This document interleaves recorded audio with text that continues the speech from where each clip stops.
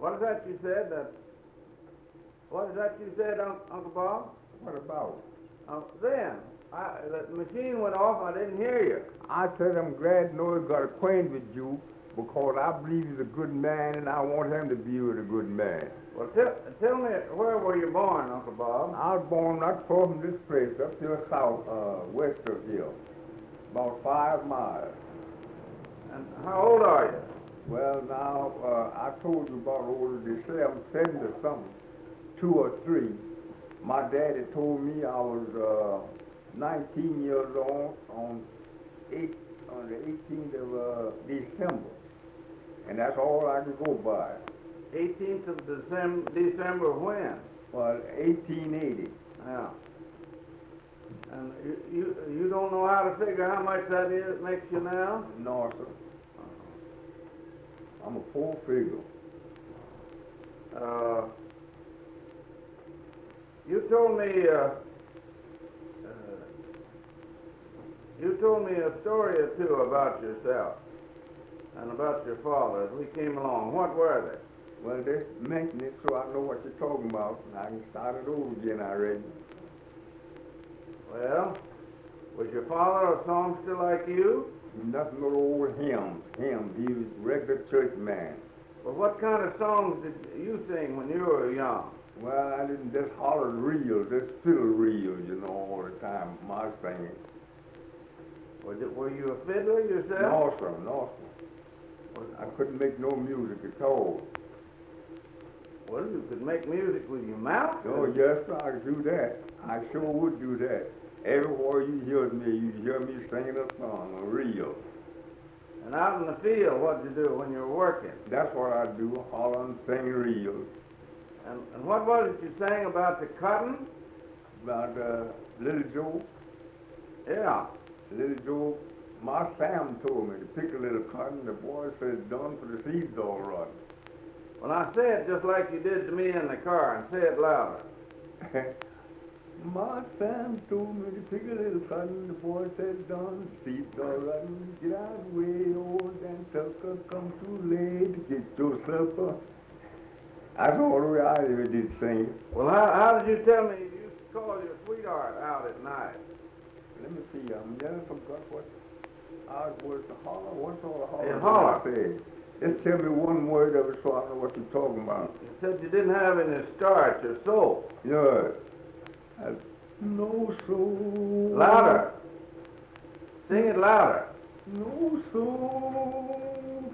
No starch. Nobody to wash my clothes. Nobody to wash my clothes. I hate to sing to nobody. My voice is broke. Well, didn't you say you used to sing that in the field, too? Yeah, I sing that in the field, too. Yes. Would your sweetheart be out there in the field? No, she'd be joining fields, Uh-huh. Well, what were some of the other old field hollers that you used to have? When you... I'm going home. I'm going home. I'm going home. That's one of them.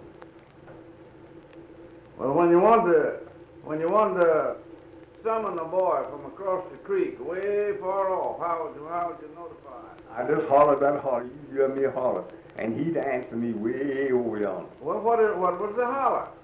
That same thing I was saying.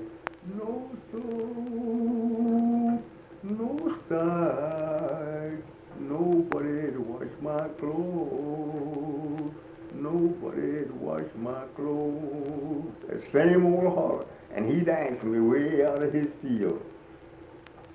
What did he say? Ma'am? What would he say?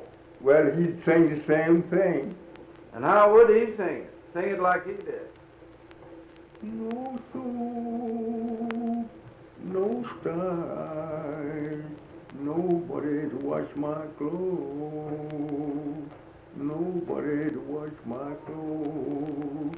And if he took a notion, then he said, I'm going home, I'm going home, I'm going home. I know that he's coming soon as he got supper. It's a white folk kitchen. I'm looking for him. Now, you told me about the man that you worked for 10 or 12 years. Mr. Noel? Yeah, and you said he's the meanest man in the country. Well, they said so. Them Noels went for the meanest people that was around. Well, how'd they treat you? They treat me all right. And now one of them never did cuss at me the whole 12 years. And didn't care what I went to them for, I got it. Barrels of flour, middles of meat, cabbage, molasses, money any time. Now that Judge Noel, as the oldest boy, if his store would be full of hands, you know, he would want them all to know what he'd done. I just tell him, give me your pencil and a piece of paper. He'd hand it to me and I'd write on that and tell him I want $5, please, sir. I'd hand it to him and go on by my business. First thing you know, he'd come on by me, test me and give it to me. He'd do me that way just as sure as I'm living. Well, what was it the old merchant told you? You told the old merchant down here at Mr. Mooringport. Me and him was talking down one day and wasn't nobody in there but me. Now say exactly what you said now. Yes, wasn't nobody in there but me and him and his son and his son's daughter. And I said, Mr. Crockett, I forgot what this exactly how old I was, but anyhow, I said, I'm 61 or 2 years old, and I never had no trouble in my life. I said, I never asked the Noels for a nickel, but they didn't give it to me in my life, and now one of them never cussed at me. And said, I ain't never been summoned, and ain't never been arrested, and ain't never been to the jailhouse but twice in my life, and ain't been to the courthouse but twice. He looked at me and cussed. He said, well, Bob, I'll be down. That ain't too much for a nigger to say. He said, ain't that a white man can say any better than that. He said, ain't. I said, well, I'm telling you the truth. I said, and you can ask these people all around Morningsport that know me, and they'll tell you I ain't never been no trouble since I've been there. Well, you said you hadn't been to the jailhouse but twice. Did they put you in jail twice? No, sir, just went by there. Went by the jail? Down the street, yes. Well, when you had friends in jail, didn't you go to see them? I didn't go to see them because I always said practice makes perfect. I'd cry, I said so, and I just wouldn't go to see them. I said, no, I ain't going to see them. I said, practice makes perfect. I ain't going there. But Lord knows I'm telling you the truth, what I said. How much school did you go to? I never went to school a day in my life, not an hour. Hey, howdy. Wayne got you? Howdy, yeah. How you both feel? All right. We're going to have to get some more chairs. Well, no one here can tell you I never went to school an hour in my life. Well, what is it, still running here? Well, go ahead. Talk to Noah. Say you never went... I say he can tell you I never went to school an hour in my life. Not an hour. Well, could you read and write? I can read and write too. I can send a letter all over this world if I just know where to send it. Of course, I can't write it, put it like people do, but anywhere I know where to send it, I can send it. Well, how'd you learn to write? Well, my daddy just taught me how to spell a little at night. But after that, then he set copies, and I take copies and just learn myself. And how'd you learn to read? Well, he learned me at night. He said he wasn't no educated man. He could just read print, and he'd sit up at night and teach his children. That's the way we learned.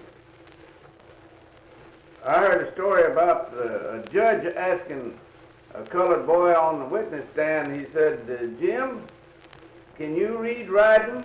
He said, no, sir, Judge. I can't even read reading. But you could read reading and writing both. Yes. And they had a preacher sitting the trying to make a preach out of him, and I asked him, did he know theology? He said, no, sir, I never know that man in my life. I never been acquainted with him. So I don't know about nothing like that. How old were you when you joined the church? I was 19 years old. And how old were you when you got married? I was just in my 20s. Just started in my 20s. Well, did your wife make you join the church? No, sir. Just joined myself. Just took a notion and joined myself. Well, how have you got along so well in life? What's been your principles? Well, people around, ask the people, anybody you know around here asking about my principles. I just went on, I just learned and know what is right to do, and I always try to do what's right. Well, that's a mighty good way to do it, Paul. Yes, sir, I know what's right, and I tried my best to do what's right in everything I do. How many times have you voted? Ain't voted but twice. Voted for whiskey once, and voted the president election once. What president election